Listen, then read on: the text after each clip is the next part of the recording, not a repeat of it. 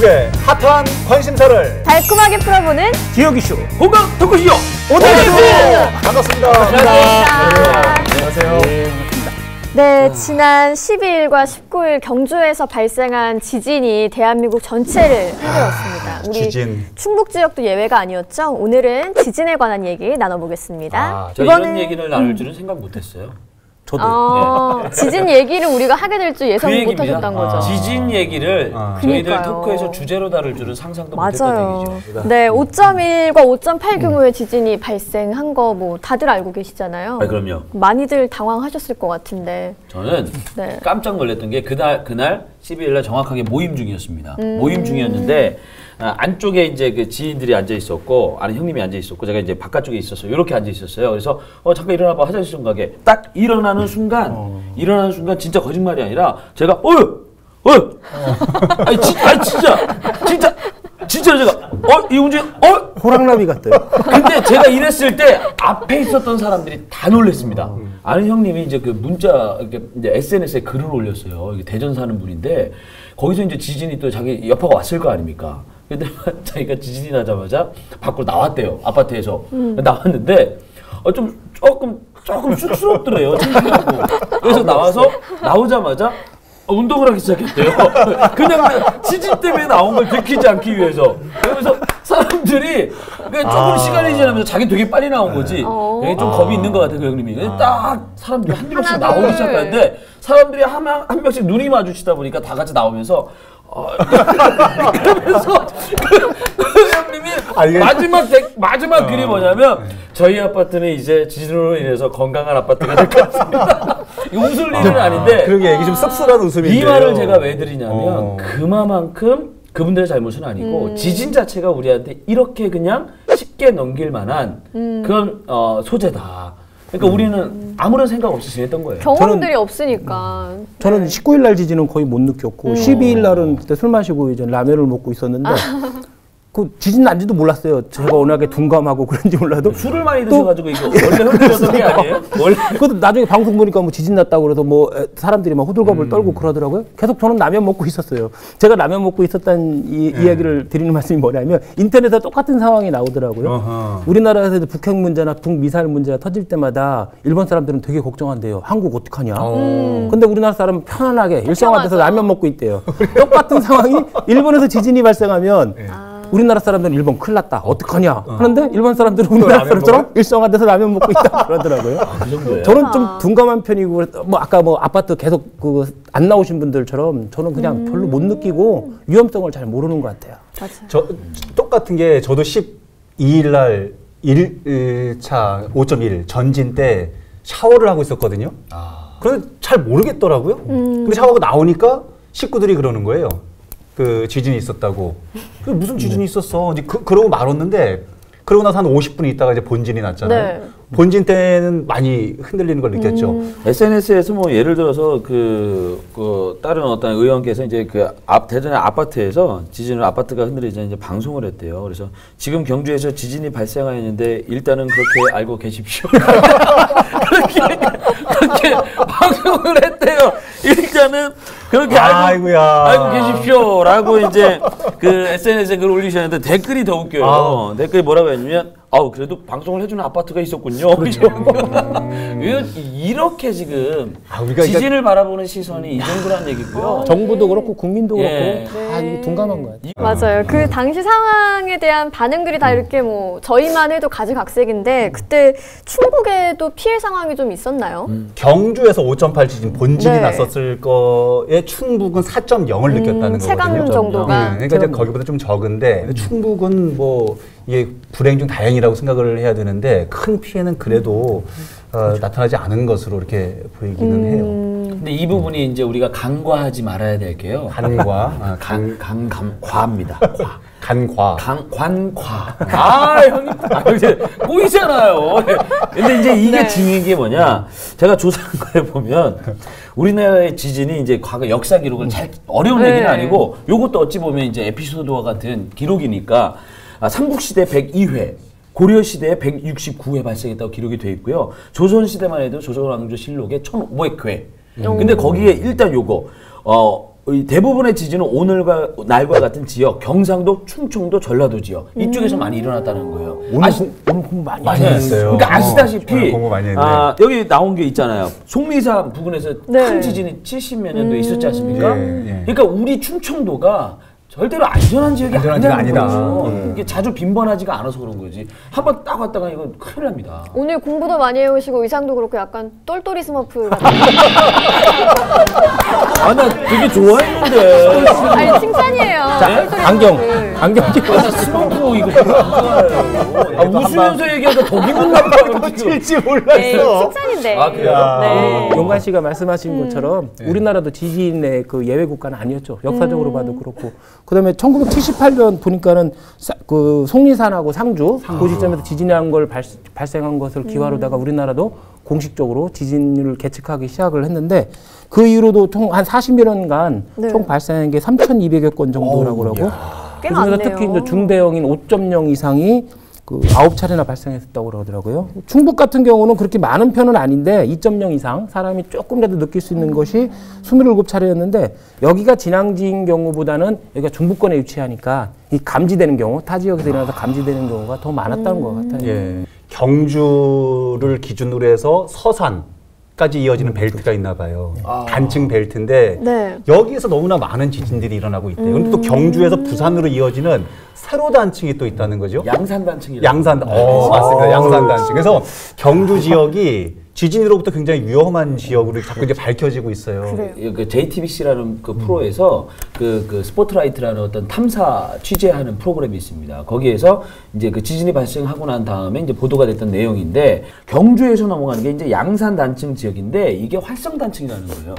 이제 층에는 딱 3가지 층이 있다고 합니다. 죽은 단층, 잠든 단층, 그리고 활성 단층, 살아있는 단층. 근데 지금 그쪽에 있는 그쪽이 살아있는 단층일 가능성이 크다. 또 아마 전문가들은 그렇게 얘기를 하는 것 오늘 같아요. 지진 전문가 모시고 얘기 나누는 기분인데 공부를 너무 많이 해봤어요. 여기까지입니다. 제가 조사한 건 여기까지입니다. 예.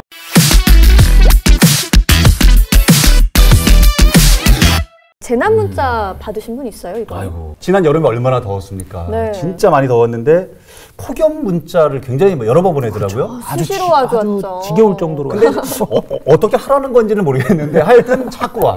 근데 요번에 지진 때는 저는 이제 첫 번째는 받았고 19일 날은 못 받았어요. 행운하네요. 그래도 받았어요. 사람마다 다른가 봐요. 저는 전혀 못 받았어요. 저도 아 그래요? 네. 아예 안 왔어요? 어떻게 생겼는지 구경도 못했어요. 아예 저도 지금 받은 적이 없습니다. 아예? 네, 아예 받은 적이 두 번 다? 예.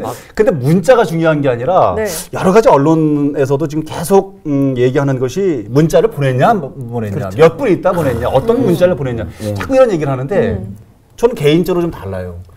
지진은 순식간에 일어나는 일이잖아요. 불과 몇 초 만에 그냥 막 아수라장이 막 되고 그러는데 5분 있다 보냈니 10분 있다 보냈니 뭐 이런 얘기들이 그리고 문자 내용도 예. 몇 월 며칠 몇 시 어디에서 몇 진도 몇의 지진입니다. 유의 바랍니다. 이게 와요. 어떻게 하라는 거예요? 유의 바람. 그렇게 따지면 폭염 문자는 더 하죠. 어떻게 하라는 거야? 더운데. 예? 폭염 문자는 더 하죠. 에어컨 기시란 얘기 아끼지 마시고. 그리고 또 한 가지는 네. 또 한 가지는 문자를 늦게 보내는 원인 중에 하나가 지진 감지를 기상청에서 하는 모양이죠.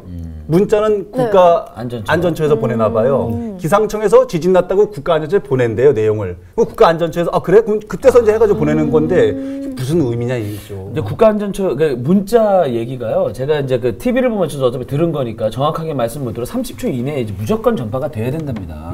그 이후에는 그러면 이제 무슨 타임이라고 하죠? 골든 타임이라고 하죠. 그런 게 지나버린다는 얘기예요. 제가 조사한 바에 의하면 오늘 그 정부에서 많이 하셨네. 1차 지진이 났을 때 8분이 지나서 재난 문자가 갔고요. 네. 2차 지진 때는 9분 지나서 갔습니다. 그리고 중요했던 거 국민안전처의 홈피가 4시간 동안이나 무려 먹통이었다는 맞아요. 얘기죠. 그래서 일부 국민들이 어떻게 비난을 했느냐. 이건 국민안전처가 아니라 국민 불안처다. 그렇죠. 우리가 어떻게 거기를 믿고서 지금 기다리겠느냐. 제가 저쪽 지진 인근 지역에 그 지인이 있는데 그때 이제 문자를 주고받았나 그랬는데 거기에서 제일 당황스러웠던 건 나가라는 방송이 일단 나갔는데 나가서부터가 문제래요. 사람들이 나가자마자 다 어떻게 나갔는데 다 이러고 있더라는 거예요. 우왕좌왕. 어디를 가야 될지도 모르겠고 운동하죠. 어디를 갈지도 모르겠고 그 다음에 매뉴얼이 없다라는 거죠. 맞아요. 그 대처 요령에 대한 인지가 좀 부족하잖아요. 문자 발송 우리가. 말씀하셨는데 12일 날, 19일 날은 더 심각했죠. 그 사이에 이제 국민안전처에서 이거 반성을 하고 문자 빨리 보내겠다, 조치를 취하겠다 했는데 19일 날은 더 늦었어요, 또 문자 발송이. 예. 그러니까 뭐 할 말을 다 한 거죠. 아니, 이번 지진 때문에 이 내진 설계에 대한 관심이 많이 커졌잖아요. 네, 네, 저 네. 우리 충북도에서도 올해 4월에 이 내진 보강에 한 꽤 큰 금액을 투자했다고 들었거든요. 아마 그 부분에서는 똘똘이 스머프 박용관 박사님께서 조사한 조사를 자료에 해보셨겠죠? 의하면 지금 어떤 얘기죠? 조사한 자료를 찾다. 아, 내진 설계요. 네, 내진 설계에 관한 얘기가 이번 지진으로 인해서 좀. 조사한 자료가 많아가지고 내진 설계를 찾지를 못하겠는데 일단은 제가 그 얘기는 말씀을 드려요. 뭐가 이렇게 많아요, 이게? 일단 대체로 보면 네. 아, 벌써 넘어갔나요? 올 4월에도 내진 보강에 21억을 투입했고 그 이전까지 한 130여억 원을 투자를 해서 공공시설이나 학교 같은 데 보강, 교량이나 이런 걸 보강을 했는데 결국은 20 내지 한 30%? 그 정도만 내진 보강이 됐다고 합니다. 그러니까 나머지 70%, 예. 나머지 7, 80%는 여전히 지진에 취약한 시설물들이죠. 다. 우리 아이들 생각을 해보세요. 학교가 충북 지역의 10군데 가운데 한 곳 정도 외에는 뭐 무방비라는 겁니다. 이 대재앙이 올 수도 있는 일이에요. 학교가 잘못되면. 아니, 교육 하더라고요. 시설 얘기를 하셔서 말씀인데 이번에 야자 시간에 지진이 난 학교가 많더라고요. 야간 야자. 학생들이 대피를 하려고 하는데 오히려 선생님들이 말렸다고 하죠.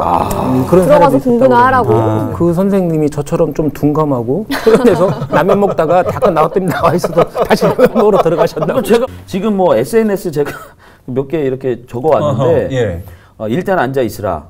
경주에서 5.8 강진이 발생하던 그 시간 선생님의 지시였다고 합니다. 예, 일단 앉아 있어라. 네. 그래서 학생들은 운동장에 피신했다가 왔는데 너희들만 살려고 했느냐. 그래서 벌을 세웠다라는.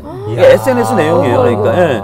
그리고 그 예를 들어서 방금 지진 나는데 선생님들이 니들 멀쩡하니까 야자나 하라면서 기다리고 있으라고 안내 방송만 해서 애들이 그 세월호 때도 기다리고 있으라고 했다가 그렇게 이 판단을 한게 부분은 아닌가. 선생님이 조금 좀 잘못된 부분이 있네요. 이거 잘 모르시는 거예요. 우린 경험이 없고. 맞아요. 그렇기 때문에 우리 저기 그 도청 옆에 상당공원 옆에 보면 충북 교육과학연구원인가요? 아, 네네. 거기 2층과 3층 가면 지진을 체험할 수 있는 공간이 있어요. 저는 이제 아이하고 어릴 때 거기를 여러 번 가봤는데 이게 뭐가 또 문제냐면 이번에 겪어보니까 이 원반 정도 되는 조그마한 공간에 의자가 있어요. 그리고 진도 1부터 진도 7인가 8까지를 내가 선택을 해서 느낄 수가 있거든요. 근데 거기서 이제 예를 들면 이 생각을 이 원탁이 움직이는 거예요. 진도 1, 2, 3, 4, 5, 6, 7, 8. 요번에 집이 5.8 강도로 4.0을 제가 느껴보니까 집이 움직이는 거하고는 차원이 다른 거예요. 그러니까 지진 체험장도 그렇게 소규모로 장난감처럼 할 것이 아니라 좀 더 현실적인 체험장이 있어야겠다. 이런 생각을 하게 되더라고요. 아, 필요합니다. 일단 우리나라도 뭐 울리베기 교수가 뭐 위험사회라고 그러는데 우리 사회도 이제 위험사회 다 진입된 것 같아요. 뭐 태풍이나 뭐 이 홍수나 이런 건 일상화돼 있고 그다음에 재작년에 세월호처럼 대형 참사, 그다음에 작년에 메르스 사태인가 감염병 사태도 있고, 네, 그다음에 요번에 지진도 있고 가장 또 가까이 있는 건 북한의 공격이나 테러 위협 이런 데서 이제 일상화된 것 같아요. 위험이 이제 그렇기 때문에 여기에 대한 대처 종합적인 매뉴얼을 새로 구축할 필요가 있어진 것 같아요. 이제. 일본에는 그 지진 매뉴얼이 있는 모양이죠. 뭐 한 300페이지인가 뭐 되는 양이 있다고 해요. 한글로 어느새 그걸 번역을 해가지고 번역판이 SNS상에 다닌답니다. 그러니까 우리나라 국가 정부에서 국민들에게 해줘야 될 이런 부분들을 못 하고 있으니 국민들이 하고 있는 거예요. 네. 얘기를 나눠보니까 이 지진에 대처하는 우리의 자세가 조금 이번 경주 지진을 계기로 바뀔 것 같다는 생각이 드는데요. 지금 댓글이 하나 올라왔는데 지진 나면 어떻게 대처해야 하나요? 딱 마침 그 진짜 제일 민감한 질문이기는. 뭐 아시는 대처 방법 같은 거 있으세요? 저처럼 라면은 먹지 마세요. 그래도 뭐에 몰두하다 보면 겁은 덜 나지 않겠습니까? 근데 이제 그 제가 알고 있는 매뉴얼은 이제 그 일단은 급한 상황에서 흔들리면 뭐가 이렇게 떨어질 수 있으니 그 뭐라 할까요? 부속물이 떨어지지 않게끔 피해야 하는 게 중요하다. 그래서 가장 우리가 상식적으로 알고 있는 게 책상 밑으로 들어가고 그 다음에 이제 1차 진동이 끝나고 나서 잠잠해지면 무조건 밖으로 나가서 운동장 쪽으로 피해라. 그리고 부속물이 떨어지지 않는 화장실이라든가 샤워실 쪽 그런 얘기 정도밖에 모르죠. 저는 요번에 보니까 그 지형, 그 다음에 그 상황 이 상황에 맞는 대피 요령을 국가에서 정부 차원에서 뭔가 정말 매뉴얼화해서 국민들에게 가르칠 필요가 있다. 국가에서 아주 획일화된 그 안전 확보 행동 요령을 배포를 했더라고요. 제가 잠깐 소개를 해드리면 집안에서는 테이블 밑에 들어가라. 여기에 대해서도 일단 일단 들어가라는 건데 뭐 건물이 목조 건물이냐 콘크리트 건물이냐에 따라 차이가 있죠. 차이가 있겠죠. 두 번째로는 서둘러 밖으로 뛰어나가지 말아라. 그리고 뭐 문을 열어서 출구를 확보해 놓을 것, 그리고 충격으로 넘어지지 않게 고정된 물건을 잡고 있을 것, 뭐 이런 것들이 있네요. 이 행동 요령을 참고하되 우리가 뭐 1년에 뭐 세월호 사건이라든지 이런 거 이후로는 내 몸은 내가 지켜야 된다 이런 의식이 좀 강해진 것 같아요. 그렇죠. 이야기 하다 보면 되게 무서운 이야기거든요. 저도 며칠 전에 집에서 이렇게 누워 있는데 갑자기 이렇게 천장이 보이면서 지진이 나면 난 어떻게 해야 되나. 저쪽 방에 자고 있는 애들 내가 혼자 상상을 한번 해봤어요. 이곳에서도 그런 트라우마가 있다고 한다면 저는 그 지진 진앙지 주민들은 지금 얼마나 정말 트라우마가 심할까. 그 부분에 대해서도 다시 한번 좀 안타까운 마음이 좀 생기는 게 사실입니다.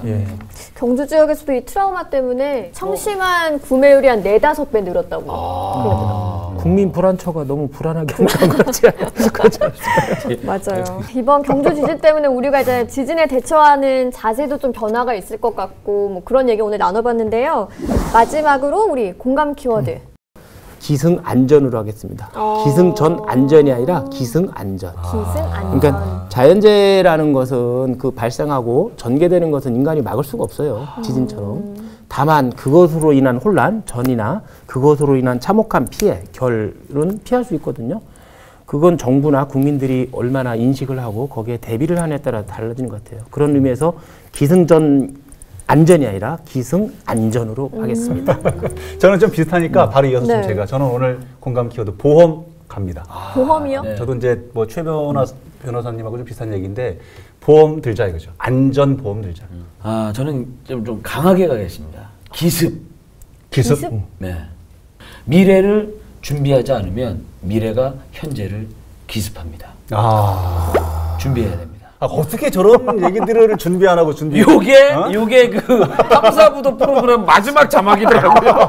그대로 뺏겨오신 거예요? 네, 그거를 제가 우연찮게 그 탐사보도 지진 관련된 프로그램을 보면서 다행히 또 우리가 주제가 이거잖아요. 처음부터 끝까지 다 진지하게 보고 거기에서 마지막 그 탐사보도 딱 하면서 좋아요. 자막이 딱 뜨더라고요. 우리 시청자분들께서도 좋은 얘기라고 공감하실 것 같아요.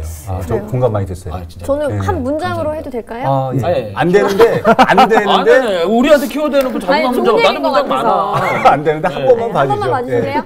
늦었다고 생각했을 때가 가장 빠른 때다.